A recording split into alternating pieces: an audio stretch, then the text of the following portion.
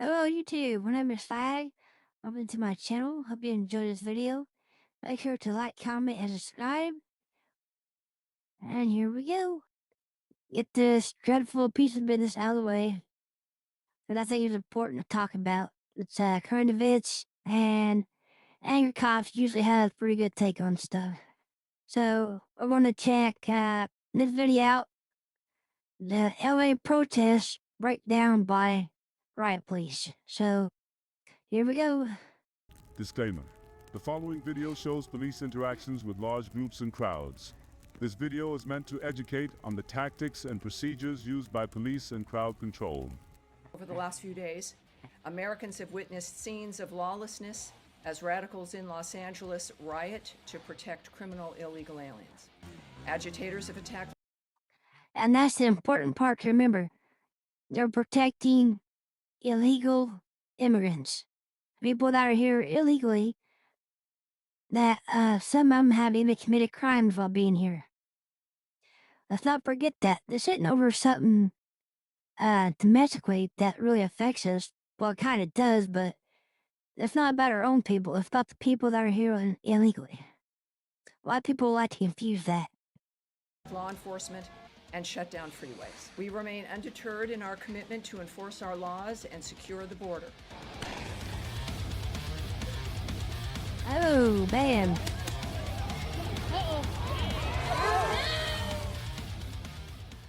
Hi there. Is it that time of the year again where Los Angeles erupts into a massive protest because of the large amounts of people protesting into local businesses and protesting cars on fire? The inevitability of police interactions with crowds has finally come to the forefront. Now, let's not play around with this, okay? These people are doing more than just protesting. They're assaulting people with rocks, looting stores, threatening to storm employees with large rocks and whatnot also. Vandalizing everything they come across, so this isn't just a protest, right? This is just madness. Even now, there's talk of the Marines coming in and the National Guard already going to California. And just like all these crazy events, whenever protesters and law enforcement collide, there's a ton of video, and we're gonna break down some of that today. Now, all the guts and gore has been removed. If you want to see the video uncensored, please feel free to join me, Donut Operator, and all the rest of the guys on pepperbox.tv. Links down below. Let's touch on some of the incidents we're going to be talking about. Police on horses. How large groups of people get detained. We are with CNN.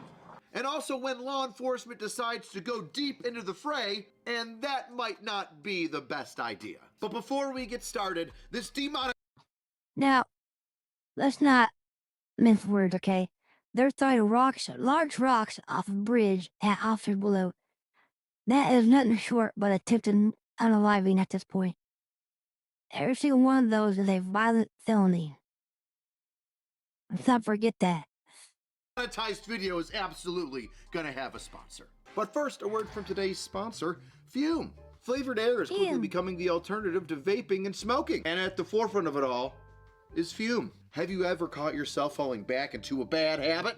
I know I have. Cursing out idiots on Twitter. They never should give access to the internet. Well, that's where Fume comes in. It's not quitting, it's about replacing, giving you a simple and enjoyable way to break away from your bad habits, while still having something satisfying to reach for. No vapor, no batteries, no nicotine, just flavored air. In fact, it's an award-winning flavored air device that delivers great taste. Are you jittery? Are you used to puffing on something because that bad habit still haunts you today? Well, guess what? It fixes the oral fixation, and if you need to twitter your thumbs a little bit, or fingies, well, it's a fidget thing as well. Click it, snap it, bop it. And with its sleek and portable style, it's built to last. I've thrown mine at people, and it still works. And with all the delicious flavors to choose from, you're never gonna get bored. I personally enjoy crisp mint the best. Over 500,000 people have already made their switch to Fume as a part of their habit-changing journey. If you're ready to try it for yourself, well, now's the time. For a limited time, if you order the Journey Pack using my code ANGRYCOPS, you'll get a free Fume topper, an awesome accessory to level up your experience. Click the link below at tryfume.com/angrycops or scan the QR code on the screen to get yours today. Now, before we get... Maybe I need to give that a try. Some of you know, but most of you probably don't. I'm trying to quit smoking. I just smoked. I'm trying to quit. Vaping does not work for me. I tried it. Maybe I really should think about giving this a try. What do you guys think? Get started, there might be people saying, hey AC, you were just a normal policeman. What do you know about riots and stuff? Well, here's me, one Aloha. of the 2 platoon leaders involved in our emergency response team, or layman's terms, the riot squad, for the city of Buffalo. This was during the George Floyd riots when I had to prevent people from breaking into the federal courthouse, which they successfully did, and then I went and pushed them all out with a large group of my friends. And that was successful because everybody on my team, including myself, was all trained by FEMA. So the incidents on camera that I'm going to talk about today are going to be viewed through my lens from the FEMA training, the federal training that I received. And boy, was it effective. First, let's break Oh, okay, so you have a really interesting point of view on this, one that most people don't have. This might be down good. some of the videos where the press is involved. I'd like to start out by saying, just because you have a vest or a hat or a helmet that says press on your chest does not make you a member of the press. Just because you have a video camera does not make you a member of the press. If directions are given to the group as a whole, hey everybody, if you don't leave, you're gonna get arrested, that still applies to you. So let's talk about journalists getting arrested. The police just said we're all under arrest. Yeah, please don't mess around, especially in a riot. They're there trying to protect innocent people, protect storefronts, and put an end to the senseless violence. All right, that's what their job is at that point. They're not there to mess around. They're there to get the job done, and they try the best they can in a bad situation. Ah, yes. The individual from the press says that he's arrested and that he's been corralled by the local police department.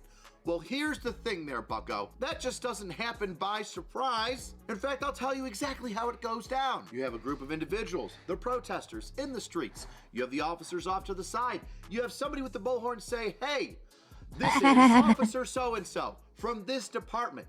You are in violation of this statute of New York State, or whatever state you're from, law, or local statute, etc. You must leave the premises. Yes, that's a good point, pal. I don't like getting political, but I feel that this is a current event thing that should be discussed so that people don't look at it blindly and they understand what's going on. That's the only reason why I'm covering this. I know everybody's got opinions on stuff like that, but what they're doing is hurting people, property, and being menace to society. Via this direction or that direction, or you'll be arrested. You now have a certain amount of time to leave. Quick breakdown. As an officer, you would put out who you are, the authority that you have, the statute that they're violating, that they will be arrested if they do not leave, and then a way for them to leave. Because if you just box them in and say you can leave now, they're gonna fight that in court and say that they were already detained and couldn't leave. And then they walk away free. Which, I mean, anybody getting arrested in California for protesting is probably gonna walk away free anyway. But it's good to get them off the street for the night, especially if they're one of the main rabble-rousers. So we fast forward to that time Rabble, cap, rabble, right? rabble, That, rabble. hey, you've got such amount of time in order to leave this area before we come in and arrest you. Well, press guy didn't want to do that. So what happens? The police form a box, you're detained, they then go over the radio and say, hey, you're now arrested, you cannot leave. And guess what? Yeah, and that's for legitimate press, aloha. People who pretend to be press, who are not actual press, that does not apply to them. But you make a good point there. They too tend to let the press go because they're there covering the story and they're not part of the situation. They're just trying to cover it and try to stay out of trouble while they do it. Now you just can't leave. That's right. 1 by 1, 2 by 2, individuals are going to be pulled out of that large circle. Oh, I didn't know that, aloha. Maybe that's why a certain samurai haven't been arrested yet. Because he's out there helping them destroy things. You all know what I'm talking about. I'm not gonna bring his name up right now because I don't want that name in my mouth. So, ha. And arrested. Have their information put down on a card or some other form that that department has. Personally, I like wristbands. Before you slap it on the guy that you're arresting, you put the officer's name, whoever's arresting, you put the charges that they violated, and then you put the individual's name and date of birth. Then you snap it onto their wrist and off they go. Paperwork ready to run. It annoys the ever-living shit out of me when I see people running around with press on them. You're not the press just because you're recording something.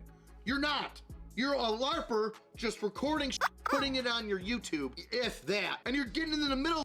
You don't even know any journalistic principles. Now, there's nothing wrong with recording, but you're not the press. So don't expect any special treatment. And speaking of special treatment, yes, individuals in the press, if you don't listen to police when they say get out of the way, you're gonna be struck with rubber bullets. Your ears are gonna ring from flashbangs. You're gonna cough and sneeze because you're gonna get lit up with gas, either in a paintball form or in like a large canister that's thrown out there, or a fogger. Now, it's important to remember, before the cops do this, they will typically announce over loudspeaker the measures they're about to take to try to get people to disperse so they don't have to do it. Ultimately, they don't want to harm anybody. They don't want to arrest anybody. They just want everybody to go home and stop tearing everything up. So they usually give people fair warning multiple times before they do something. And let me tell you, a fogger is intense. One of the greatest tools you can have. Imagine a flamethrower, but on the back of it, instead of a gas tank, is just CS gas. And it just shoots it out, and it just fogs up city blocks. Very cool. It is an area weapon, so you better have your masks on. Case in point, the female reporter that's standing too close to the riot line, and after a couple, hey, you might want to move, get out of here. You need to move back. How many times can 50 cops scream, oh, get out? Dumb ass realizes, oh, I'm alone in between the protesters and the police. Perhaps I should move back. Verbal instructions weren't enough. Then you gotta go with a little bit of use of force, less lethal. Speaking of, this guy got a brand new third eye. I'm gonna go more into the bridge, the over ramp. That was from a rubber bullet, more than likely.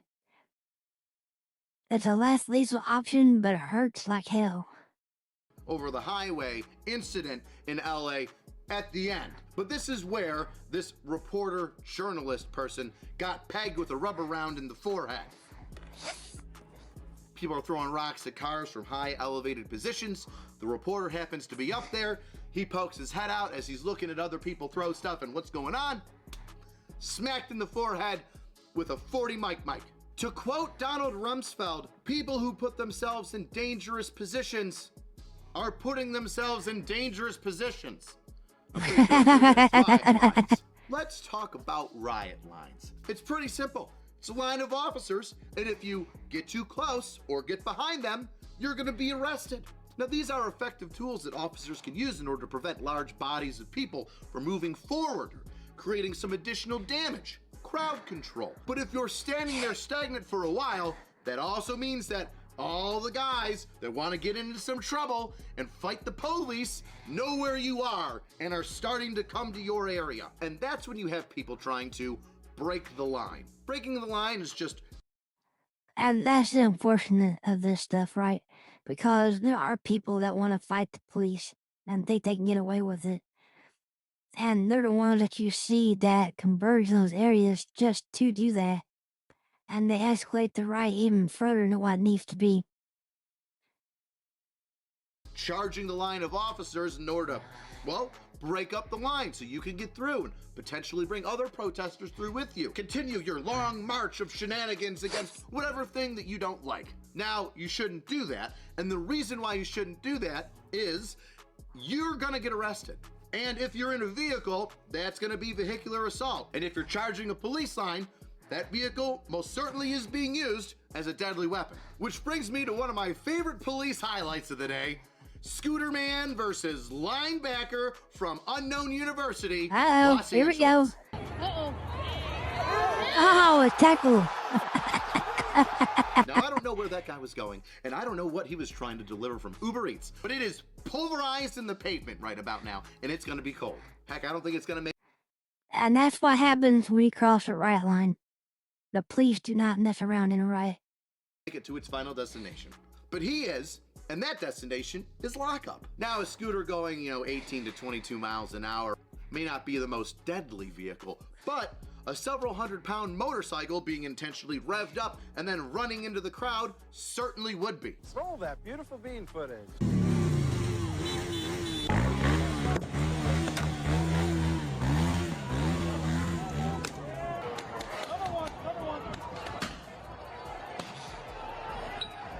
This young See what I mean? They didn't waste any time. As soon as she got in that line, even before she got to the line, they were shooting pepper balls at her, rubber bullets. And it didn't take them long to get her off that motorcycle. Stuff like that is dangerous. She could have unalived somebody. Or she could have wrecked and hurt herself because she was not wearing a helmet.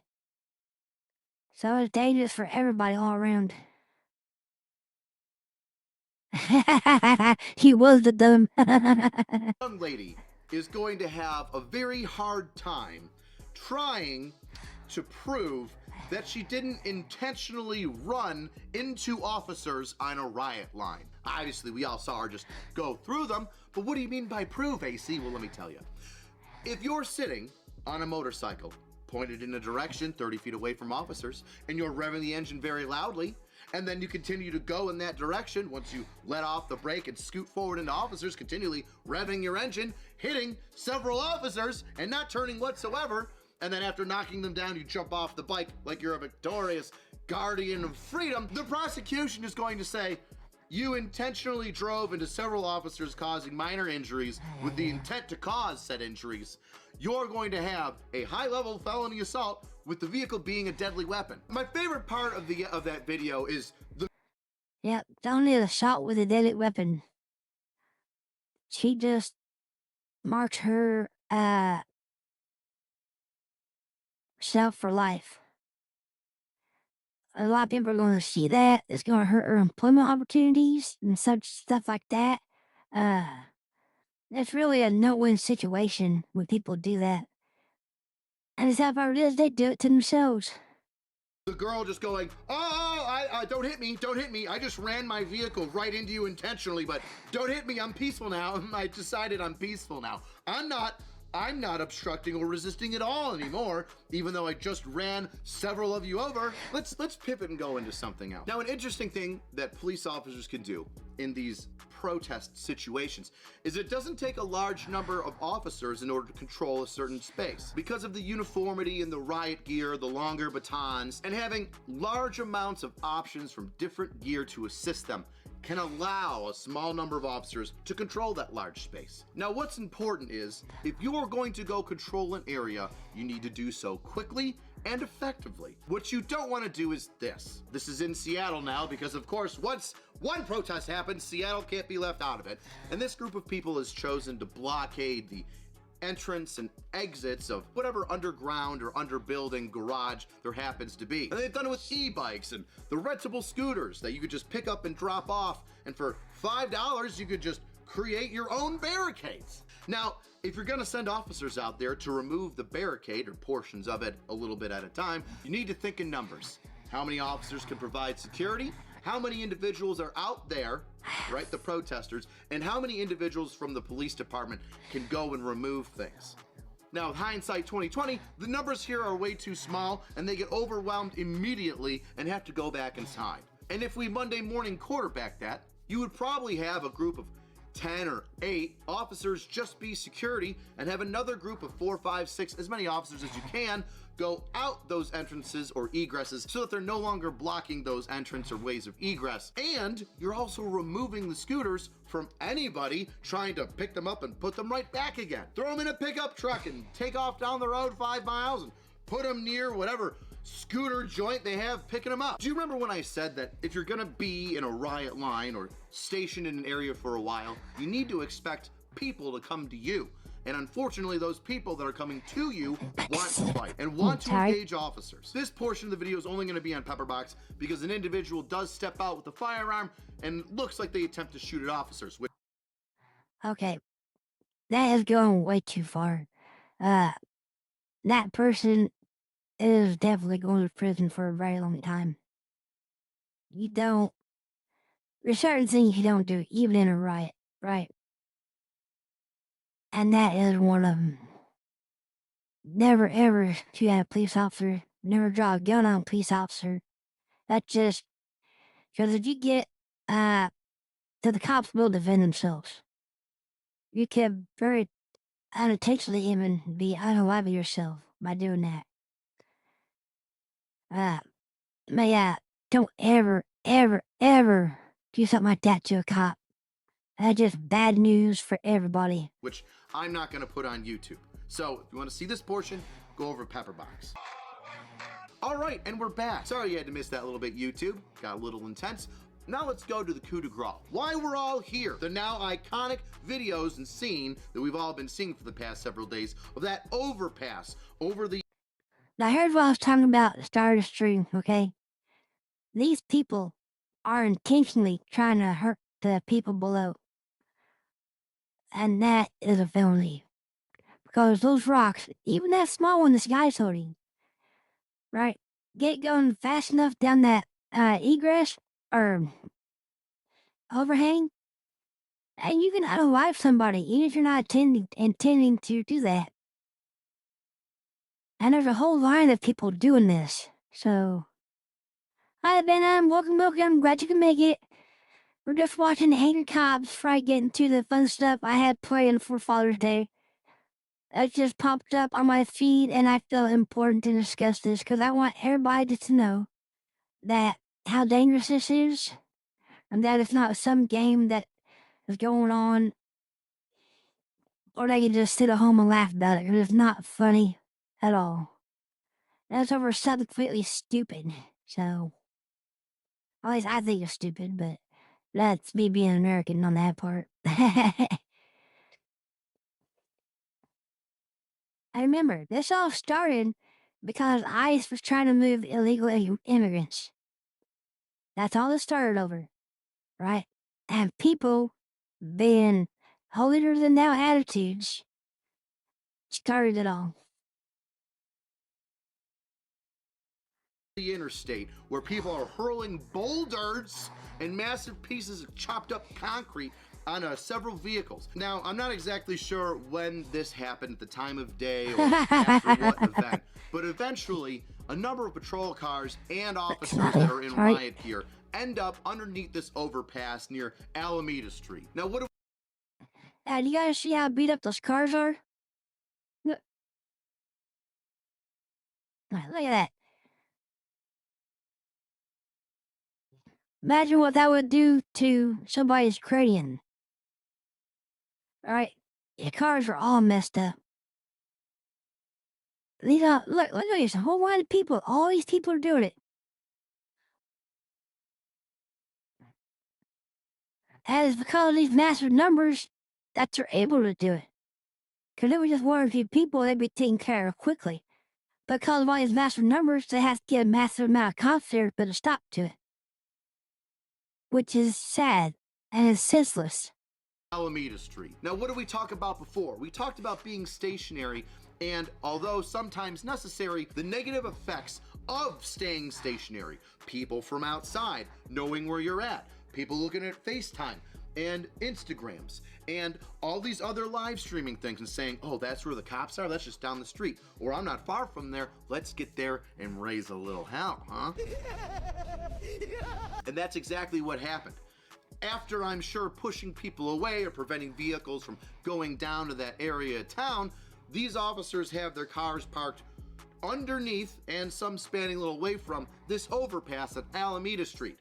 And eventually, people start throwing boulders, rocks, chunks of concrete down and completely destroying their patrol cars and trapping these officers underneath that overpass. Because what don't you want to do?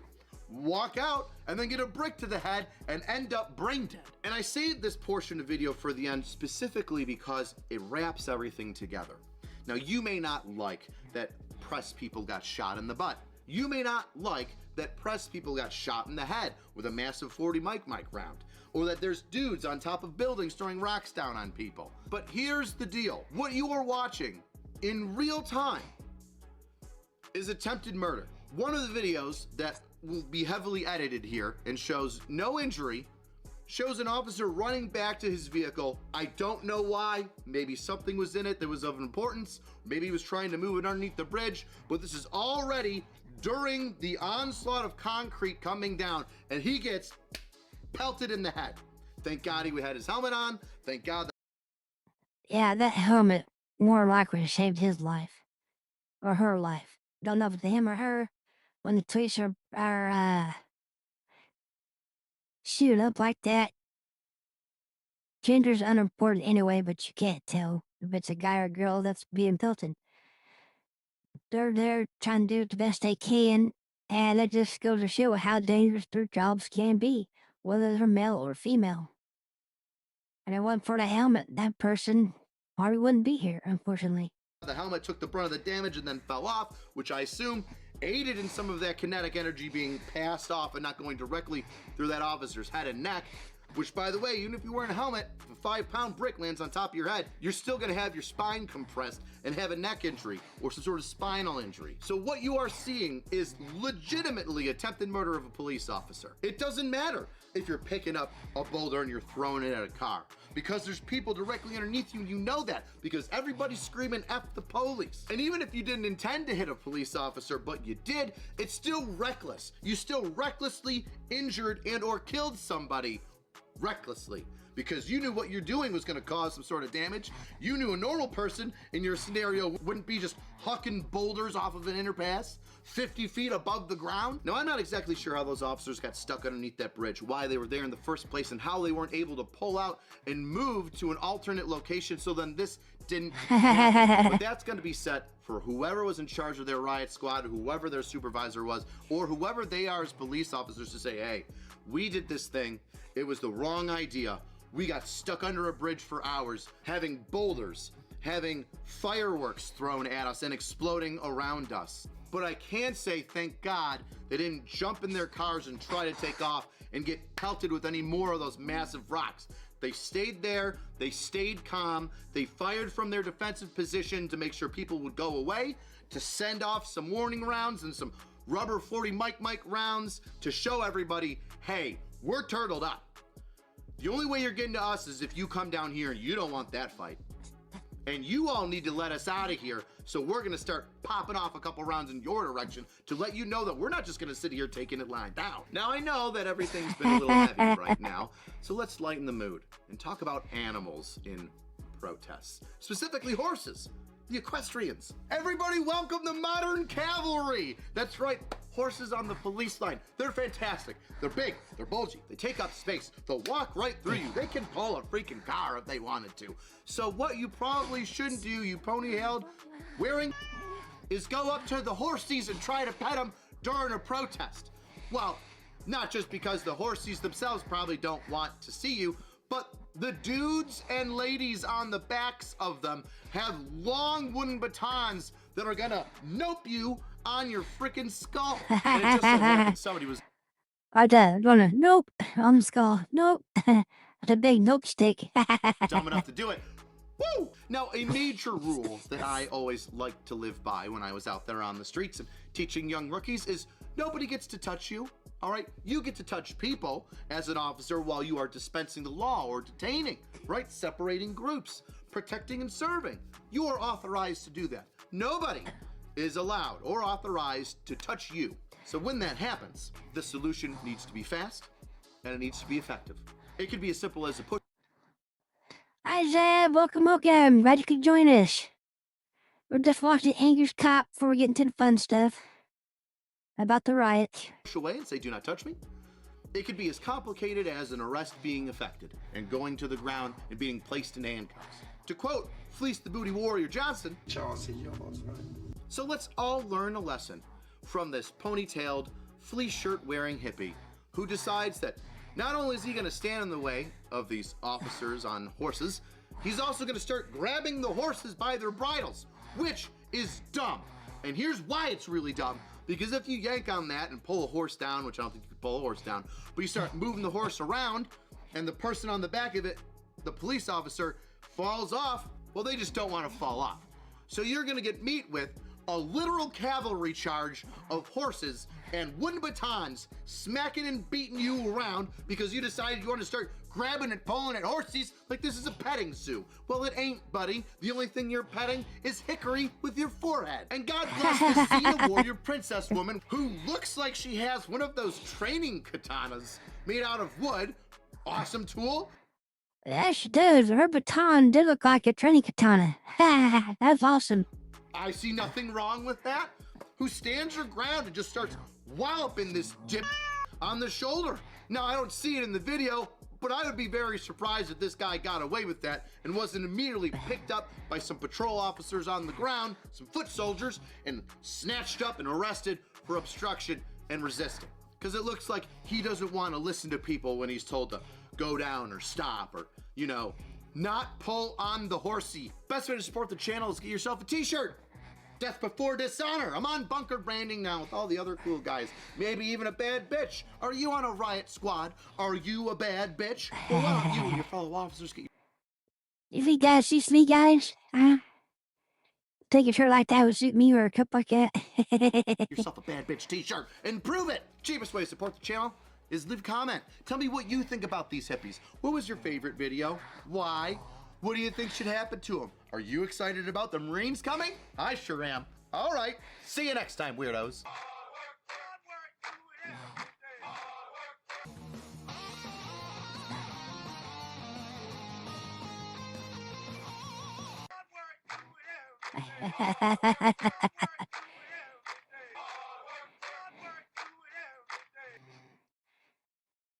All right.